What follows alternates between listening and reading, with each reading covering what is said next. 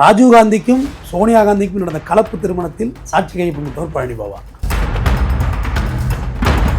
எம்ஜிஆருக்கு ஆதரவா பொலிட்டிக்கல் சொல்லிக் கொடுக்குறாரு. இல்லாட்டி எம்ஜிஆருக்கு அவ்வளோ பெரிய அரசியல் சிந்தனையெல்லாம் இருந்திருக்க வாய்ப்பு இல்லை.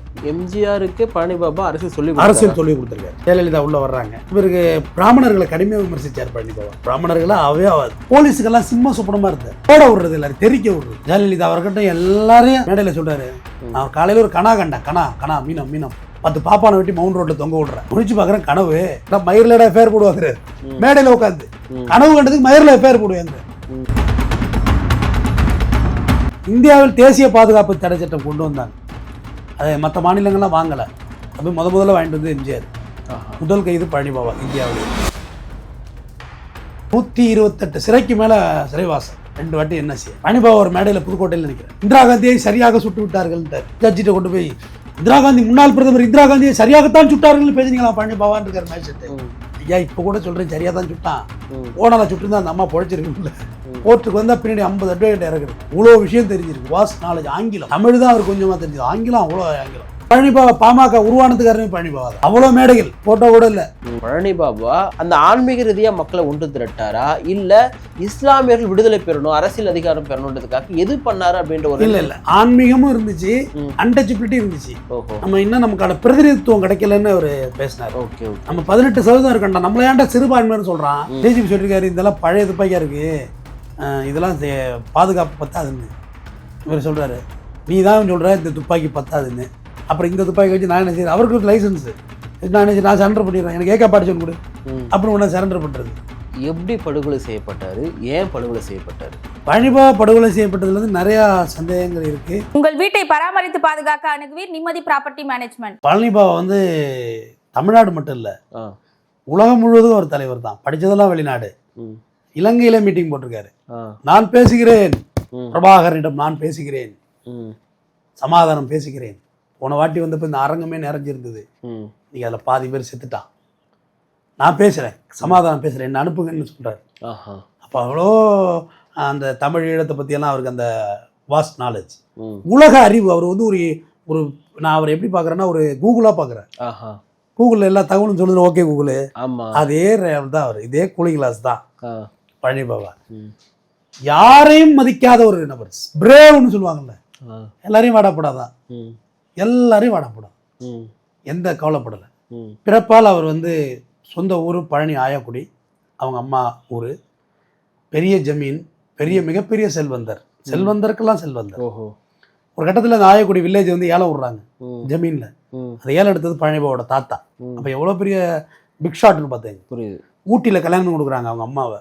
அவங்க அப்பா இறந்து போறாரு. அங்கே கான்வென்ட்ல படிக்கிறாரு. அவங்க அப்பா இறந்துட்டாரு.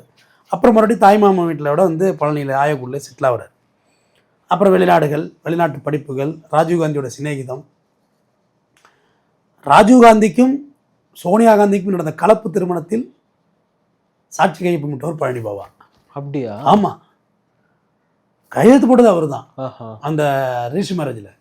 அப்போ எந்த அளவுக்கு அவருக்கான தொலைநோக்கு சிந்தனை இருந்திருக்கணும், எவ்வளோ கான்டாக்ட் இருந்திருக்கணும். அது கான்டாக்ட் தான் பெரிய விஷயம். அப்படியே வர்றாரு. அந்த இஸ்லாமிய மக்கள் கல்யாணம் பண்ணிக்கல. அவரே சொல்லியிருக்காரு, எனக்கு என்னடா தலையெழுத்தாடா உங்களுக்கு வந்து பேசணும்னு. தலைக்கு 4 முன்னாடி காலுக்கு 4 முன்னாடி வச்சு வாழ்வேண்டா. என் மார்க்கமே அதை கேட்காது, மார்க்கமே தடை பண்ணல. ஆனால் நான் கடத்ததை கொடுத்துக்கிட்டு நீட் நேரத்தில் தூங்கிக்கிட்டு கொடுத்ததை தின்னுக்கிட்டு நான் வாழ்ந்துட்டு வர்றேன். என் வாழ வேண்டிய இளமை பூரா நான் தொலைச்சிட்டேன்னு சொல்லியிருக்காரு. வலிகள் நிறைந்த வார்த்தைகள். என் தங்கச்சியை நான் நேரில் பார்த்து 22 வருஷம் ஆகுது. நாளைக்கு என் தங்கச்சி நேரில் வந்தோட எனக்கு அடையாளம் தெரியாது. சகோதரர்களே, நான் உங்களுக்காகவே என் வாழ்க்கையை அர்ப்பணித்திருக்கிறேன். ஏன்னா மறுமையில் நான் அல்லாஹ்விடம் பதில் சொல்லணும். அந்த அளவுக்கு தன்னோட வாழ்க்கையை டெடிகேஷன் பண்ணவர். எனக்கு அதில் என்ன, அவர் எனக்கு ஒரு 2010 வச்சுக்கங்களேன், 20, 25, ஒரு 15 வருடமாக பழனி பாபாவுடைய ஃபாலோயர் தான். அதுக்கு முன்னே எனக்கு தெரியலை, சின்ன பையன் தானே. 15 வருடமாக அவரோட நினைவு நாளுக்கு நான் போகிறேன். ஜனவரி 28 நினைவு நாள். படுகொலை செய்யப்பட்டார். பழனி பாபா வந்து சேலம் செட்டிச்சாவடி, அதாவது ஏற்காடு ரோட்டில் லெஃப்ட் போனீங்கன்னா செட்டிச்சாவடி, உயிரியல் பூங்கா செட்டிச்சாவடி. அதில் மைன்ஸ் திருடுறதை பற்றி 1990களிலே பேசியிருக்காரு. தங்க மாரி உள்ளதை எடுத்து திங்கிறீங்கடா அப்படிங்கிற விஷயம் தெரிஞ்சிருக்கு. செக்ரட்டரியேட்டுக்குள்ள நுழையக்கூடாதுன்னு பழனிபாபாவுக்கு தான் உத்தரவு போட்டார் எம்ஜிஆர். போய் தகவல்லாம் திரட்டுறது பழனிபாபா. ஆர்டிஐலாம் அப்போ கிடையாது இல்லை, போய் தகவல்லாம் திரட்டுறது அந்த மாதிரியான சூழ்நிலை. எம்ஜிஆருக்கு வேண்டிய அரசியல் பேசினார். எம்ஜிஆருக்கு ஆதரவாக பொலிட்டிக்கல் சொல்லிக் கொடுக்குறாரு. இல்லாட்டி எம்ஜிஆருக்கு அவ்வளோ பெரிய அரசியல் சிந்தனையெல்லாம் இருந்திருக்க வாய்ப்பு இல்லை. எம்ஜிஆருக்கு பழனிபாபா அரசியல் சொல்லி கொடுத்துருக்காரு, அதான் உண்மை. இல்லாட்டி அவருக்கு அவ்வளோ பெரிய ஐடியாவெல்லாம் இருந்திருக்க வாய்ப்பு இல்லை. ஜெயலலிதாவோட வருகை, பழனிபாவோட வெளியேற்றம். ஜெயலலிதா உள்ளே வர்றாங்க. இவருக்கு பிராமணர்களை கடுமையாக விமர்சித்தார் பழனிபாபா. பிராமணர்களாக ஆகாது, ஏன்னா அவங்க தான் ஜாதியை கொண்டு வந்துட்டாங்கன்னாரு. அதேமாதிரி இன்னொரு மிக முக்கியமான விஷயம், பழனிபாபா எங்களை வந்தேறிங்க, நாங்கள் எங்கடா வந்தேரி, நாங்கள் ப்ரீ திராவிடர்ஸ், திராவிட வருகைக்கு மட்டும் நாங்கள் இங்கே இருக்கிறோம், நீ தாண்டா வந்தேரி, எங்கள் மார்க்கம் தான் இறக்குமதி செய்யப்பட்டது, நாங்கள் இறக்குமதி செய்யப்படவில்லை, நாங்கள் இங்கே உங்களோட பல்லர்களா, பறையர்களா, நாடார்களா, சக்கிரியர்களா, சாணார்களா, தேவர்களா, இப்படி இருந்தவங்க தாண்டா. பொருளாதாரத்தில் என்ன வாடா நாயின்னு பாப்பாங்க கூப்பிட்டான், வாடா பாயின்னு ஒருத்தன் கூப்பிட்டா போயிட்டோம்டான்னாரு. சிம்பிள். எவ்வளோ ஒரு இலகுவான ஒரு விளக்கத்தை சொல்கிறாரு பாருங்க. வடபாயின்னு ஒருத்தர் கட்டி பிடிச்சான், முத்தம் கொடுத்தான், எச்சி இல்லாத ஒரு சமூகம் இருந்து நாங்கள் போயிட்டோம்டா அப்படின்னு சொல்கிறாரு அவர். பழனிபாபா வந்து எம்ஜிஆரை பற்றி சொல்லக்குள்ள உலகம் சுற்று வாலிபன்னு ஒரு திரைப்படம் எடுத்திருக்காரு, ரிலீஸ் பண்ண முடியல. பழனிபாபாட்ட வந்து இது எப்படியா ரிலீஸ் பண்ணி கொடுனோன்னே, இங்கே கழுவ முடியாது ஃபிலிமெல்லாம் அப்படின்னு சொல்லி குஜராத் போய் அங்கேருந்து சஞ்சய் காந்தி அவருக்கு ஃப்ரெண்டு பழனிபாபா பார்த்து கான்டாக்ட்லாம் பாருங்கள், சஞ்சய் காந்தியை கொடுத்து அதை கழுவி அந்த படத்தை வெளியிட்டான். நான் செலவு பண்ண அந்த படத்துக்காத்தா, ஆனால் தொப்பி பண்ணி வச்சிருக்க வேலை பாருங்க, என் மேலே எவ்வளோ வழக்கடா போட்டு வச்சிருக்க, கையெழுத்து போட்டே நான் சாகுறேன் அப்படிங்கிறாரு பழனிபாபா. தொப்பி வேற எம்ஜிஆர்.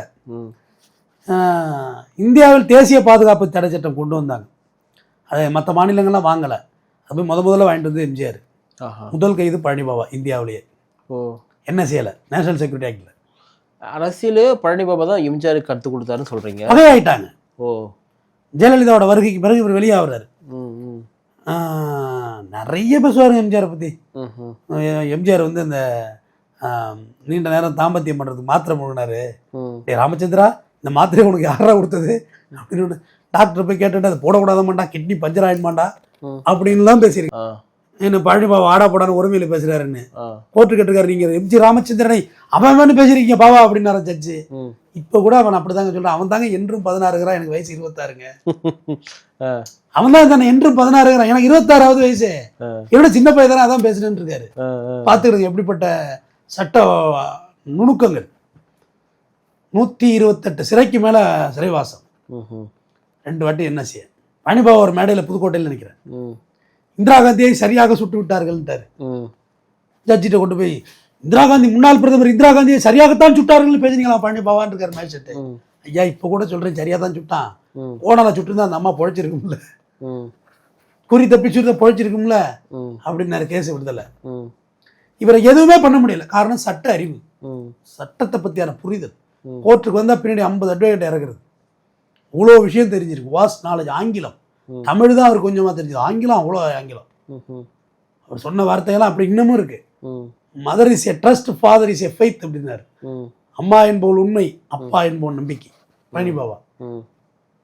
அப்புறம் கலைஞரோட அரசியல் பண்ணாரு, கான்ட்ரவர்சி. ஒரு ரெவல்யூஷன் லீடர் இருக்காங்கல்ல, அவங்க வந்து எல்லா இடத்துலையும் இருக்க முடியாது. ஒரு கருத்து கீழையோ, ஒரு சாதி சங்கத்திலேயோ, இல்லை ஒரு கட்சிக்கு இதே இருக்க முடியாது, சுய சிந்தனைக்காரன். இல்லை இப்போ பழனிபாபா அவருடைய அரசியல் பயணத்தையோ இல்லை ஆன்மீக பயணத்தையோ எதை நோக்கி கொண்டு போனார் அவர்? இஸ்லாமியர்கள் இங்கே ரொம்ப நசுக்கப்படுறாங்கிறத சொல்றாரு. யார் வந்தாலும் இங்கே பிரயோஜனம் இல்லை. இஸ்லாமியருடைய விடுதலைக்காக குரல் கொடுத்தாரா? பொதுவாகவே தலித் மக்களோட விடுதலை குரல் கொடுத்துருக்காரு. எல்லாமே எப்படி சொல்றதுன்னா, அவரோட இல்லை அவர் பர்பஸாக எதுக்காக தன்னுடைய வாழ்வையில் அர்ப்பணிச்சாருன்னு கேட்குறேன். இல்லை, மக்களோட விடுதலை தான், மக்களோட விடுதலை தான் அவருடைய. இங்கே நடக்கிற அன்டச்சபிலிட்டி அதெல்லாம் அவருக்கு உடன்பாடு இல்லை, தீண்டாமை பண்ணுறாங்க. அவர் என்ன சொல்கிறாருன்னா, அவரோட அரசியல் நுட்பமான அரசியல். சாதிகளின் கூட்டமைப்பு சமூகத்தை கட்டமைக்கினார். இது மொத்தம் 3 பேர் சொன்னாங்க, நம்ம நாட்டில் 4 பேர் சொல்லியிருக்காங்க. கன்சிராம். என்னங்க? கன்சிராம். ஆமாம். பூவை மூர்த்தியார், டாக்டர் ராம்தாஸ், பழனிபாபா, ஆம்ஸ்டாங், 4 பேர் தான் சொல்லியிருக்காங்க. சாதியெல்லாம் இங்கே ஒழிக்க முடியாது, அவனும் கூட்டமைச்சிருவோம், இணைச்சிருவோம். ராம்தாஸ் ரொம்ப ஆழமாக நம்பினாருங்க, நம்புறாரு இன்னைக்கு வரைக்கும். ஆனால் அவர் ஜாதியை பிராண்ட் ஆக்கிட்டாங்க அவரை. வன்னியர்களோட பிராண்டானது தான் அவரால் அமைக்க முடியல. ம். ஆனா பழனிபாபா பாமக உருவானதுக்கு காரணமே பழனிபாபா தான். ம், ம், ம், ம். அவ்வளோ மேடைகள், தான் பெரிய பங்களிப்பு உண்டு. அவ்வளோ மேடைகள், ஃபோட்டோ கூட இல்லை, ம். அவர் பேனர்ல ஃபோட்டோ கூட இல்லை, பழனிபாபா ஃபோட்டோ கூட இல்லை, ஆஹா. அவ்வளோ மேடைகள் பேசினார். ம். கலைஞர் விட்டு வெளியே வந்தார். ம். இவர் NSAல கைது பண்ணப்ப கலைஞர் அரைப்பக்க அளவில் முரசொலியில் கண்டனம் தெரிவிச்சிருந்தார்.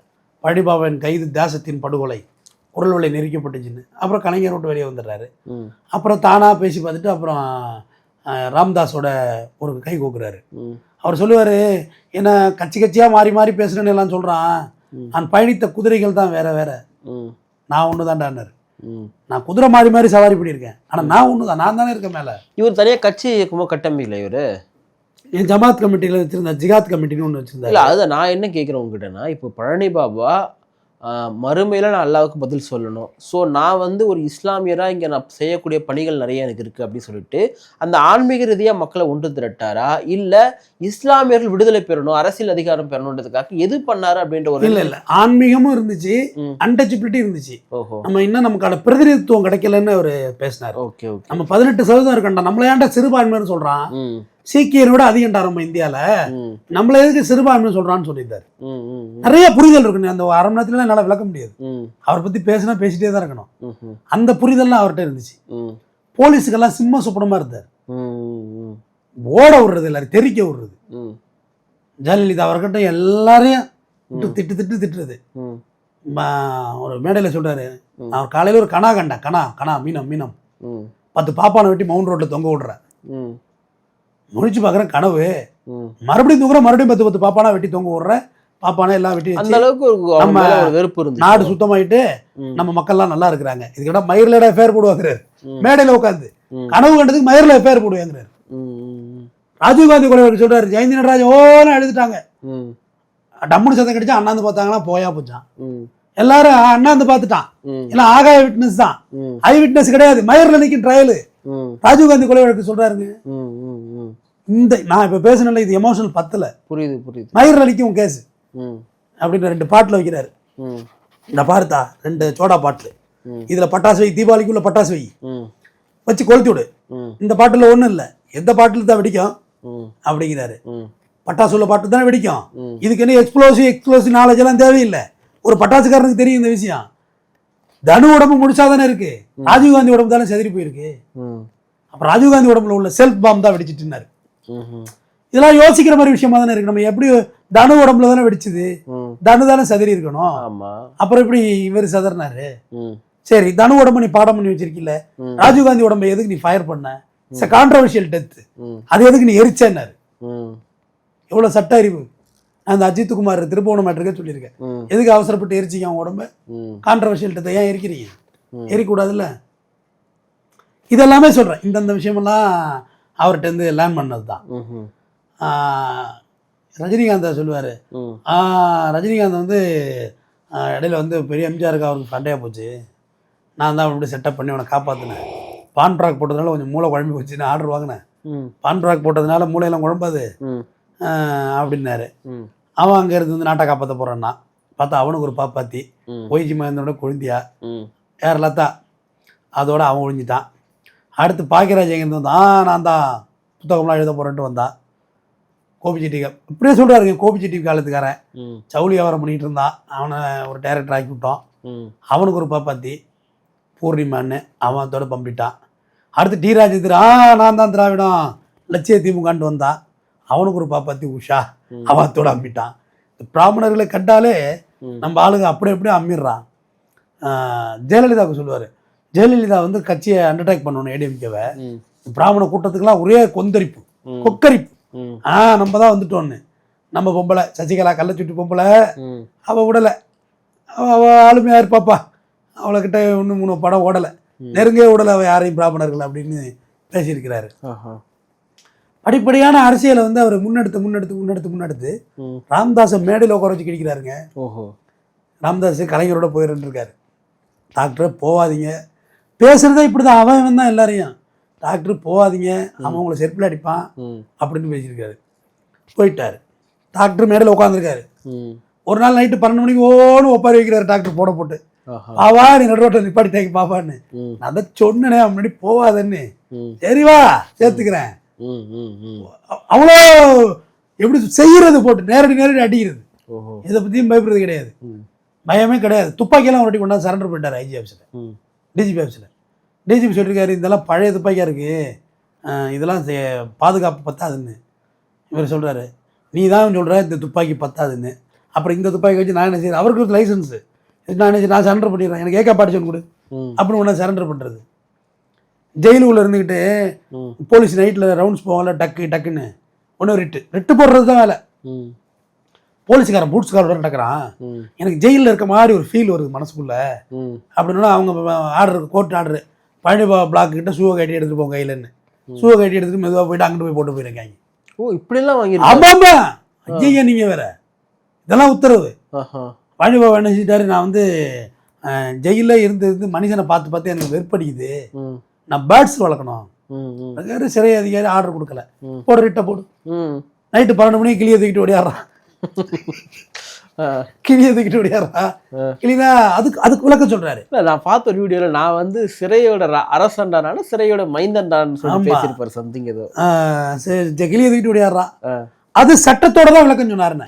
எனக்கு அவரை நேசிச்சது இன்னொரு காரணம், அவர் சட்ட அறிவு இருந்தது. ம். ம். எனக்கு அது ரொம்ப பயனுள்ளதா இருக்கு இன்னைக்கு வரைக்கும். ம். கிளியெல்லாம் வளர்க்கக்கூடாது, லவ் பேர்ட்ஸ் தான் வளர்க்கலாம். ம். சட்டம் சொல்றாரு பாருங்க. ம். லவ் பேர்ட்ஸ் தூக்கிட்டு ஓடியாடுறான் ஜெயிலர். 50 குருவியை ம். கொண்டு வந்து அது பொட்டியில் ஒன்றும் இல்லை, ஜெயிலில் உள்ள பூனை பூரா கடிக்க ஆரம்பிச்சிட்டு. ம்.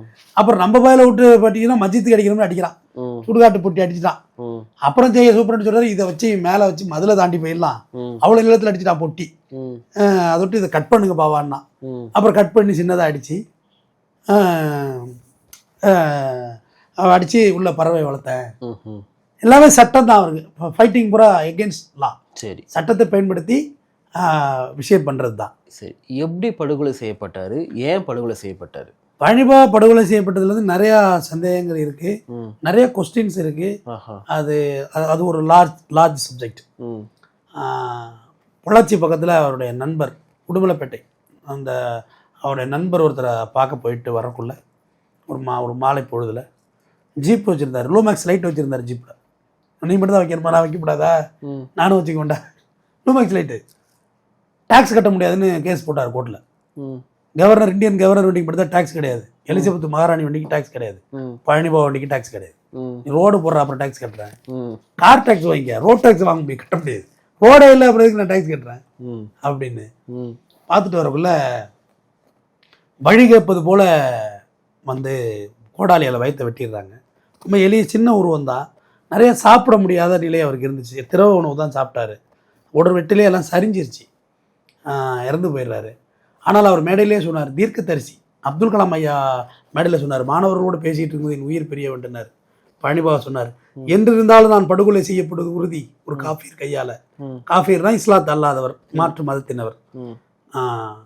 ஆனால் நான் என்னுடைய இந்த எல்லாத்தையும் ஆவணப்படுத்தினார். நானும் இன்னைக்கு வரைக்கும் நான் பேச ஆரம்பிச்சது இன்னைக்கு வரைக்கும் ஒரு 6000-7000 மணி நேரம் என்கிட்ட வீடியோவாக இருக்குது, ஆவணப்படுத்தி வச்சுருக்கேன். ஆனால் நான் யார் பழனிபாபான்னு இளைஞர்கள் எண்ணி எலும்புகளை தேடி வருவார்கள் அப்படின்னு அவர் சொல்லி முடிச்சிருந்தார். எத்தனை இளைஞர்கள் போனாங்கன்னு தெரியல. நான் தொடர்ந்து 15 ஆண்டு காலமாக அவருடைய நினைவிடத்துக்கு போகிறேன். பழனி சாமி கும்பிட போகிறதுக்கு முன்னாடி மாலை போட்டிருந்தா கூட நம்ம பழனிக்கு மாலை போட்டிருப்பேன், இவரை போய் பார்த்துட்டு மேலே போவேன். பழனிபாபா ஒரு வாழும் சகாப்தம்.